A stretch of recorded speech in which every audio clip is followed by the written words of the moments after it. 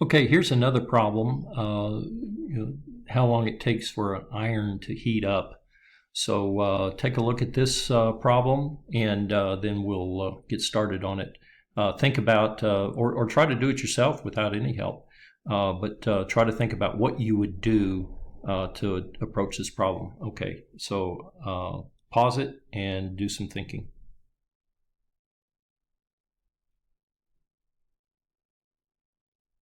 Okay, here I'm just writing down some of the things that we know. For example, we know that the iron is a solid, so we're going to use the section out of Chapter 5 that talks about incompressible liquids and solids. We are told that the energy that goes in is, or rather the power, excuse me, I should have put a power instead of work. But anyway, it's 1,000 watts. So that's 1,000 joules per second that's being put in. They tell us the thickness of that black iron piece. They tell us the density of it. They tell us the heat capacity, the CP. They tell us the area, the initial temperature, the efficiency, and the final temperature. Okay, so think about how we are going to use energy to try and determine the time that this goes. So take some time and think about it, and pause the video until you give it some thought.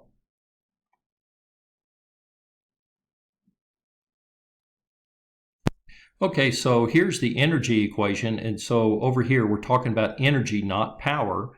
What we've got over here is we've got the power, WE, that's the wattage going in, that's the watts per second. Because we want energy, we multiply by the length of time that we are applying that power. So this will be the time. I'm going to use standard units, so the time is going to be seconds. This side is going to be joules, watts, which is joules per second. And then this is the efficiency, because even though you're applying 1,000 watts, not all of that goes into heating the black iron. So this is the amount of energy that goes into the black iron, and that will equal the change in the internal energy. So this formula right here is the formula for a energy in a solid. I'm going to pull up the Chapter 5 and show you where that comes from. Okay, here's a section from the Chapter 5 notes. They're talking about the internal energy, the enthalpy, and the specific heats of solids and liquids if it's incompressible. Okay, notice right here, it's a little small, but basically here what they're saying is that for an incompressible liquid or a solid, the Cp is equal to the Cv. So it doesn't matter whether they give you Cp or Cv for the iron. Internal energy is the Cv times the temperature change. It's always Cv, but it's always the same C in the solid, so it's just C times the temperature change.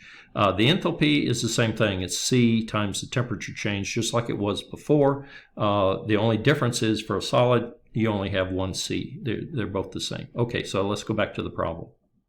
Okay, so here is your CV, right, times the temperature change. So that's the internal energy. And this right here is the mass of the black guy. So the mass is equal to the density times the area times the thickness. So that's what that is. All right, so think about whether that's all you need or you need something else. So pause the video and do some thinking about this.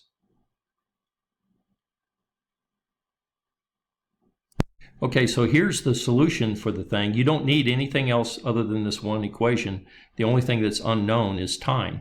Even though you want CV, they give you CP, but according to the book, CV and CP are the same. And so you just solve for time. You just take the density, area, thickness, etc. So you just punch that in.